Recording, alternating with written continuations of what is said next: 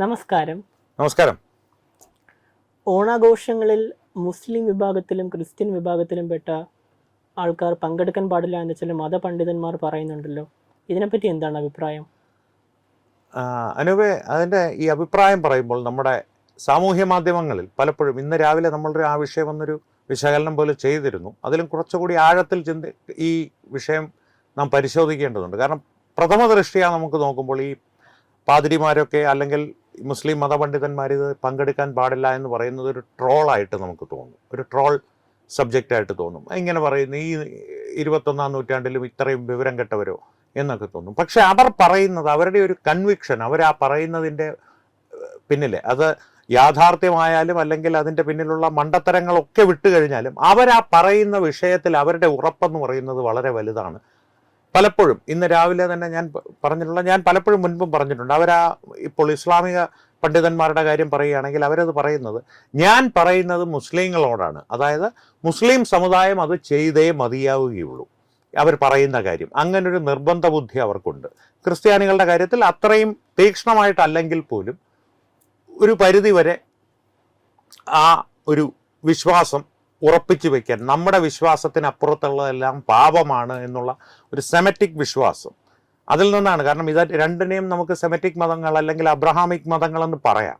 ആ ഒരു വിശ്വാസം തങ്ങളുടെ സമൂഹത്തിൽ ശക്തമായി നിലനിർത്തിയാൽ മാത്രമേ ആ സമുദായം എപ്പോഴും, അത് ക്രിസ്ത്യൻ സമൂഹമാകട്ടെ മുസ്ലിം സമുദായമാകട്ടെ, അവ മതപണ്ഡിതന്മാരുടെ കെട്ടുപാടുകളിൽ നിലനിൽക്കുകയുള്ളൂ. അതിൽ തന്നെ പ്രത്യേകിച്ച് സ്ത്രീകൾ, അത് മുസ്ലിങ്ങളുടെ ഇടയിലാണ് ഇപ്പോൾ കുറച്ച് കൂടുതൽ തീക്ഷ്ണമായ രീതിയിൽ കണ്ടുവരുന്നത്. സ്ത്രീകൾ യാതൊരു തരത്തിലും മറ്റൊരു സമൂഹവുമായി ഒരു പൊതുവായിട്ടുള്ള ഉത്സവങ്ങളിലോ മറ്റെന്തെങ്കിലും സന്തോഷമുള്ള ആഘോഷങ്ങളിലോ ഇടപഴകുവാൻ പാടില്ല എന്നുള്ള തരത്തിലാണ് അവരുടെ ഒരു പ്രചരണം.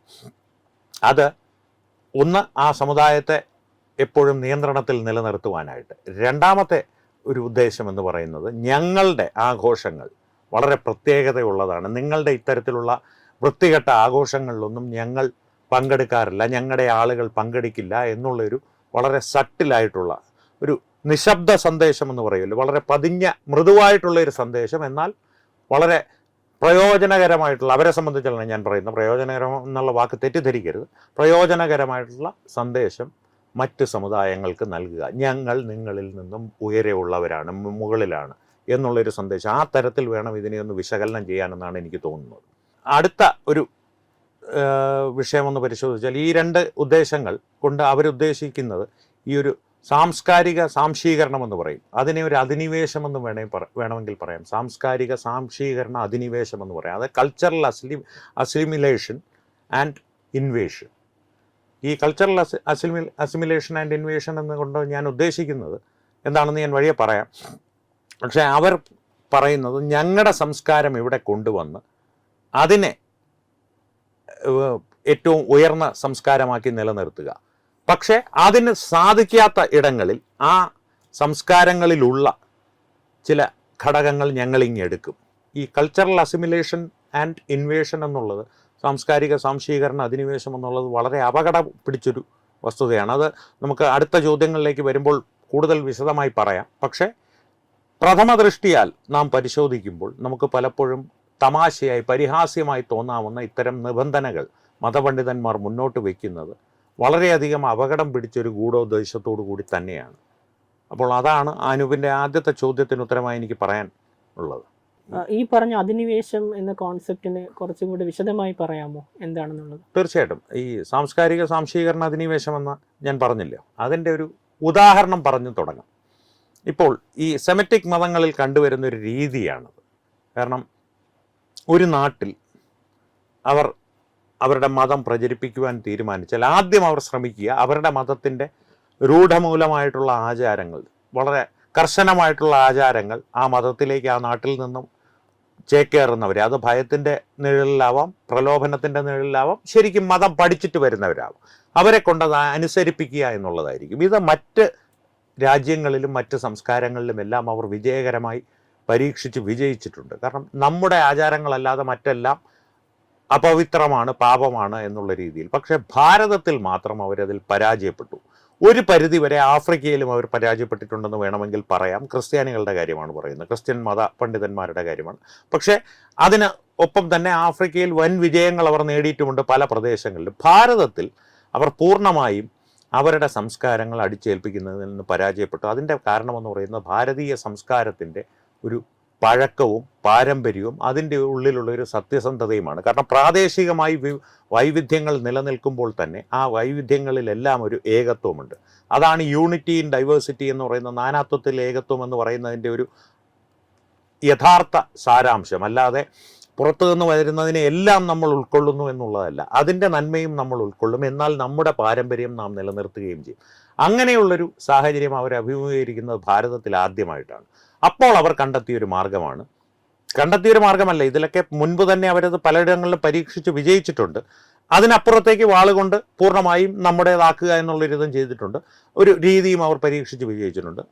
ഭാരതത്തിൽ ഈ വാളുകൊണ്ടുള്ള വിജയം ഒരിക്കലും പൂർണ്ണമായി സാധിക്കില്ല എന്ന് മനസ്സിലാക്കിയപ്പോൾ ഈ സാംസ്കാരിക സംശീകരണം എന്നുള്ള ഒരു തന്ത്രം അവർ പുറത്തെടുത്തു. അതിലൂടെ ഒരു അധിനിവേശം സാധ്യമാകുക. ഒരു ഉദാഹരണം പറഞ്ഞാൽ, ഇപ്പോൾ തമിഴ്നാട്ടിൽ ചെന്ന് കഴിഞ്ഞാൽ പലപ്പോഴും യേശുവിൻ്റെ രൂപം മുരുകൻ്റേതായിട്ട് വേലും പിടിച്ച് മയിലിൻ്റെ മുൻപിൽ നിൽക്കുന്ന ഒരു യേശുവായിട്ട് നമുക്ക് കാണാം.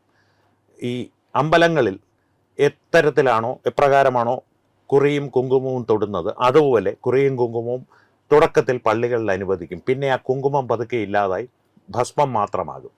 ഭസ്മവും കുറച്ച് കഴിയുമ്പോൾ നിർത്താൻ അവർ ശ്രമിക്കും. അപ്പോൾ ഈ തമിഴ് സംസ്കാരത്തെ സ്നേഹിക്കുന്നവർ അതിനെ എതിർക്കും. പിന്നെ ഭസ്മം തുടർന്നു പോകും. അങ്ങനെ കുറേ പേർ വിട്ടുപോകും. പക്ഷേ ഇതാണൊരു സാംസ്കാരിക സംശീകരണം. അപ്പോൾ പലർക്കും തോന്നാം അത് ക്രിസ്തു മതത്തിൽ അതുണ്ട്, മുസ്ലിം മതത്തിൽ അതില്ലല്ലോ. മുസ്ലിം മതത്തിൻ്റെ തുടക്കം തന്നെ അങ്ങനെയാണ് എന്നാണ് ചരിത്രം നമ്മോട് പറയുന്നത്. കാരണം മുസ്ലിങ്ങൾ പലപ്പോഴും മറക്കുന്ന, അല്ലെങ്കിൽ അവർക്ക് പല സാധാരണക്കാരായ മുസ്ലിങ്ങൾക്ക് അറിയാത്തൊരു കാര്യമെന്ന് പറഞ്ഞാൽ ഇസ്ലാമിൻ്റെ സ്ഥാപകനായ മുഹമ്മദ് അറേബ്യയിൽ ചെയ്തതും ഇതാണ്. കാരണം അദ്ദേഹത്തിൻ്റെ ഈ ഇസ്ലാം മതം പ്രചരിപ്പിക്കുന്നതിന് മുൻപ്, അല്ലെങ്കിൽ അത് വലിയ രീതിയിൽ പ്രചരിപ്പിക്കപ്പെട്ട് തുടങ്ങുന്നതിന് മുൻപ് അദ്ദേഹം ഇതിനുള്ള ആശയങ്ങളെല്ലാം ഉൾക്കൊണ്ടത് ഈ സെമിറ്റിക് മതങ്ങളിൽ നിന്നാണ്, പ്രത്യേകിച്ച് ക്രിസ്തു മതത്തിൽ നിന്നാണ്. ക്രിസ്തു മതം തുടങ്ങിയത് ജൂഡായിസത്തിൽ നിന്നുള്ള ആശയങ്ങൾ ഉൾക്കൊണ്ടുകൊണ്ടാണ്. അതിലുള്ള പ്രശസ്തരായവരെ എല്ലാം തങ്ങളുടെ ആളുകളായി മാറ്റി മതത്തിനെ അവതരിപ്പിക്കുക. അത് ക്രിസ്തുമതം ചെയ്തു. ഇസ്ലാം അത് കുറച്ചുകൂടി ഭംഗിയായി ചെയ്തു. യേശു ക്രിസ്തു വരെ അവരുടെ പുസ്തകങ്ങളിലും വിശ്വാസങ്ങളിലും നബിമാരാണ്. അതിനെയാണ് ഈ സാംസ്കാരിക സാംശീകരണം എന്ന് പറയുന്നത്. അറേബ്യയിലും പരിസര പ്രദേശവും ആ മരുപ്രദേശത്ത് നിലനിന്നിരുന്ന ആ കാലഘട്ടത്തിൽ ഏറ്റവും വലിയ സെമിറ്റിക് മതത്തിലെ ഏറ്റവും പ്രചാരമുള്ള വ്യക്തികളെ, അല്ലെങ്കിൽ ഏറ്റവും പരിചിതരായിട്ടുള്ള പ്രശസ്തരായ വ്യക്തികളെയെല്ലാം തങ്ങളുടെ മതത്തിലെ വലിയ ആളുകളാണെന്നുള്ള രീതിയിൽ ആദ്യം സംശീകരിക്കുക. എന്നിട്ട് അതിനെ ഒരു വശത്തേക്ക് ഒതുക്കി വെച്ച് ഞാനാണ് ഏറ്റവും വലുത്, അല്ലെങ്കിൽ ഞങ്ങൾ മുന്നോട്ട് വയ്ക്കുന്ന ഞങ്ങളുടെ ബിംബമാണ് ഏറ്റവും വലുത്, മറ്റുള്ളവരെ ഒന്നുകിൽ സൈഡ് ലൈൻ ചെയ്ത് വിസ്മൃതിയിലേക്ക് തള്ളിവിടുക, അല്ലെങ്കിൽ ആവശ്യമുള്ള സമയത്ത് മാത്രം എടുത്തുപയോഗിക്കുക. ഇത് യേശു മുതൽ അബ്രഹാം വരെ, ഇബ്രാഹിം നബി, പല പേരുകൾ മാറ്റി മറിച്ചും അവർ ഉപയോഗിക്കും. കാരണം അലക്സാണ്ടറിനെ ദുൽഖർനൈനാക്കും, ഈ സോളമനെ സുലൈമാനാക്കും. ഇത് തമാശയ്ക്ക് പറയുന്നല്ല, സോളമൻ സുലൈമാൻ ആവും എന്നുള്ളത് സത്യത്തിലാണ്. സുലൈമാൻ നബി പരവതാനിയിലിരുന്ന് മതപ്രചാരണം നടത്തിയിട്ടുണ്ട് എന്നുള്ള കഥകളൊക്കെ ഇസ്ലാമിക ചരിത്രത്തിലുള്ളതാണ്. ക്രിസ്തു മതത്തിൽ നിന്നുള്ള വിശ്വാസങ്ങളെയും അതിലെ കഥാപുരുഷന്മാരെയോ അല്ലെങ്കിൽ ചരിത്ര പുരുഷന്മാരെയോ തന്നെ തങ്ങളുടേതാക്കി നബിയാക്കി എടുത്തു വെച്ച് ഒടുവിൽ മുഹമ്മദാണ് ഏക പ്രചാരകൻ എന്നുള്ള ഒരു പ്രവാചകൻ എന്നുള്ള രീതിയിൽ അവതരിപ്പിച്ച് മറ്റുള്ളവരെ വിസ്മൃതിയിലേക്ക് തള്ളിവിടാനുള്ളൊരു ശ്രമം നടത്തും. പക്ഷേ മറ്റു മതങ്ങൾ നിലനിൽക്കുന്നതുകൊണ്ട് വല്ലപ്പോഴുമൊക്കെ ഈ യേശു ഞങ്ങളുടെ നബിയാണ് കേട്ടോ എന്ന് പറയും. എന്നാൽ ഏറ്റവും പ്രാധാന്യം മുഹമ്മദിനായിരിക്കും. ക്രിസ്തു മതത്തിലും അങ്ങനെ തന്നെ. അതേ ഉദാഹരണം നമ്മൾ തമിഴ്നാട്ടിൽ നേരത്തെ പറഞ്ഞ കാര്യത്തിലെടുത്താൽ മുരുകൻ്റെ രൂപത്തിൽ ക്രിസ്തുവിനെ അവതരിപ്പിക്കും. പക്ഷെ മുരുകനെ ഒരു തരത്തിലും പരാമർശിക്കില്ല അവിടെ. മുരുകനെ വിസ്മൃതിയിലേക്ക് തള്ളിവിട്ട് യേശുവിൻ്റെ ആ രൂപം പള്ളികളിൽ പോലും സ്ഥാപിച്ച് അതിനെ ഒന്നും ആൾക്കാരുടെ മനസ്സിലേക്ക് അടിച്ചേൽപ്പിക്കുക. പുറകിലൂടെ ആ മതത്തിൻ്റെ, സെമിറ്റിക് മതങ്ങളുടെ ആശയങ്ങൾ ആഴത്തിൽ പതിയിപ്പിക്കുക, അല്ലെങ്കിൽ അതിൻ്റെ ഒരു ആധിപത്യം സ്ഥാപിക്കുക. ഇതാണ് സാംസ്കാരിക സാംശീകരണ അധിനിവേശം എന്നുള്ളത് കൊണ്ട് ഞാൻ ഉദ്ദേശിച്ചത്. പിന്നെ ഈ സാംസ്കാരിക സാംശീകരണം നടത്തുമ്പോൾ ചില കാര്യങ്ങൾ അവർക്ക് വലിയ തടസ്സങ്ങളായി വരും. ഇപ്പോൾ ഇവിടെ വന്നിട്ട് ഓണത്തിനെ സംബന്ധിച്ച് ക്രിസ്ത്യാനികൾ, ചില പാതിരിമാർ മഹാബലി എന്ന് പറയുന്നത് വേലികളില്ലാത്ത ഒരാൾ, അത് യേശു ക്രിസ്തു ആണെന്ന് പറഞ്ഞ് സ്ഥാപിക്കാൻ ഒരു കഥ ഇറക്കി നോക്കി പാളിപ്പോയി. മുഹമ്മദ് അലി എന്നുള്ള ഒരു നബിയാണ് എന്ന് ഇസ്ലാമിക പണ്ഡിതന്മാരിൽ ചിലർ കഥയിറക്കാൻ നോക്കി, അതെല്ലാം പാളിപ്പോയി. അപ്പോൾ അവരുടെ മുൻപിലുള്ള ഏക മാർഗമെന്ന് പറയുന്നത് ഇത് പ്രധാനമായിട്ടും നമ്മുടെ ഹൈന്ദവോത്സവമാണ് ഓണം, അതിന് സംശയമൊന്നും വേണ്ട. ആ ഉത്സവത്തിൽ നമ്മുടെ ആളുകൾ പങ്കെടുക്കരുത്, അതിനെ ഒഴിവാക്കണം. കുറേ കഴിയുമ്പോൾ ഞങ്ങളുടെ കുട്ടികൾ പഠിക്കുന്ന സ്കൂളിൽ ഇതിൻ്റെ ആഘോഷം പാടില്ല, അവർക്കത് മതപരമായിട്ട് വൈമനസ്യമുണ്ടാക്കും എന്നുള്ള ആരോപണങ്ങളൊക്കെ കൊണ്ടുവരാൻ വേണ്ടി അതിൻ്റെ ഒരു തുടക്കം കൂടിയാണിത്. കാരണം ആത്യന്തികമായി ഓണം ഒരു ഹൈന്ദവോത്സവം തന്നെയാണെന്നുള്ള കാര്യത്തിൽ സംശയമൊന്നും വേണ്ട. പക്ഷേ കേരളത്തിൻ്റെ ഉത്സവമാണ്, അതിനെ ഏത് തരത്തിലും എതിർക്കുക. ആദ്യം അവരതിനെ ഉൾക്കൊള്ളുവാൻ നോക്കി, അതായത് തങ്ങളുടെ മതത്തിലേക്ക് ഞാൻ ഈ പറഞ്ഞതുപോലെ സ്വാംശീകരിച്ചെടുത്ത് അസിമിലേറ്റ് ചെയ്ത് ഇൻവേഡ് ചെയ്യാൻ നോക്കി. പക്ഷേ അത് നടക്കുന്നില്ല എന്ന് കണ്ടപ്പോൾ അവരതിനെ ഒരു എന്താ പറയുക തള്ളിക്കളയുവാൻ നോക്കി, റിജക്റ്റ് ചെയ്യുവാനുള്ള സകല പദ്ധതികളുമായി ഇപ്പോൾ നടക്കുന്നുണ്ട്. അതിൻ്റെ എല്ലാം ഒരു തുടക്കം മാത്രമാണ്, അല്ലെങ്കിൽ ഒരു തുടർച്ച മാത്രമാണ് ഇപ്പോൾ നാം കണ്ടുകൊണ്ടിരിക്കുന്നതെന്നാണ് എൻ്റെ ഒരു അഭിപ്രായം. അപ്പോൾ ഓണം ഹിന്ദുക്കളുടെ മാത്രം ആഘോഷം എന്നാണോ പറഞ്ഞു വരുന്നത്? തീർച്ചയായിട്ടും അത് മനസ്സിലാകണമെങ്കിൽ ഹിന്ദു എന്നുള്ളത് ആരാണെന്നുള്ളതിനെക്കുറിച്ചൊരു ചെറിയ വിശദീകരണം നൽകേണ്ടതുണ്ട്. ഹിന്ദു എന്ന് ഞാൻ ഉദ്ദേശിക്കുന്നത്, ഇപ്പോൾ അനൂപം ഞാനും അമ്പലത്തിൽ പോകുന്ന വ്യക്തികളാണ് എങ്കിൽ നമ്മൾ ഹിന്ദുക്കൾ ആണോ എന്ന് ചോദിച്ചാൽ ഹിന്ദുക്കളാണ്. പക്ഷെ നമ്മൾ മാത്രമാണോ ഹിന്ദുക്കൾ? അല്ല.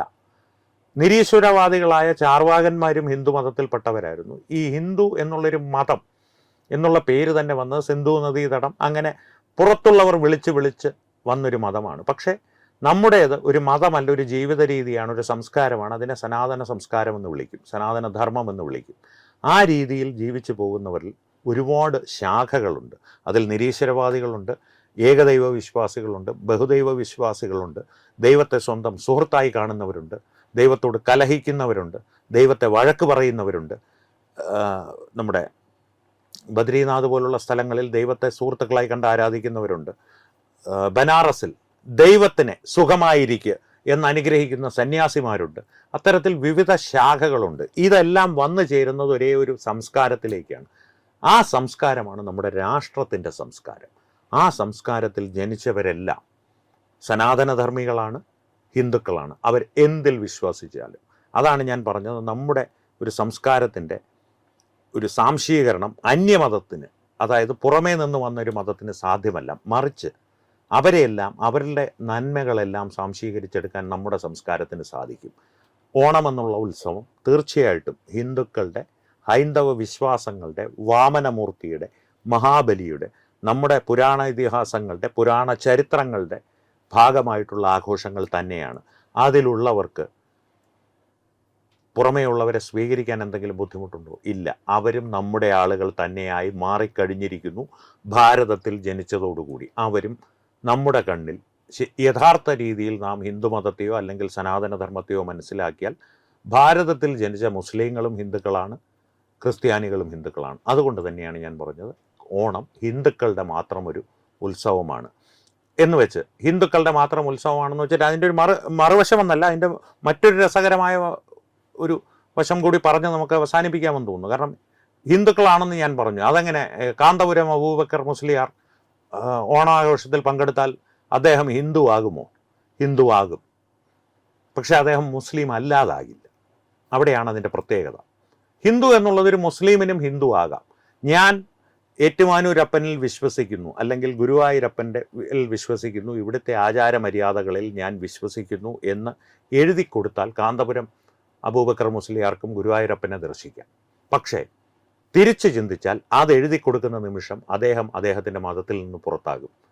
തിരിച്ച് ഈ കാന്തപുരം അബൂബക്കർ മുസ്ലിയാർ ഇവിടെ എഴുതി കൊടുത്തിട്ട് ഗുരുവായൂരപ്പനിൽ വിശ്വസിക്കുന്നുണ്ട് എന്ന് എഴുതി കൊടുത്ത് അകത്ത് കയറി ഭക്തിയോടുകൂടി വേറെ ആചാര ലംഘനമൊന്നും നടത്താതെ ഗുരുവായൂരപ്പനെ കണ്ട് തൊഴുക പോലും വേണ്ട, ഒരു ദർശനം നടത്തി തിരികെ പോയി വൈകുന്നേരത്തെ അദ്ദേഹത്തിൻ്റെ നിസ്കാരം ചെയ്താൽ അദ്ദേഹത്തിന് ഗുരുവായൂരപ്പനെ കണ്ടതിൻ്റെ ഫലമില്ലാതാകുന്നില്ല, അദ്ദേഹം ഹിന്ദു അല്ലാതാകുന്നില്ല.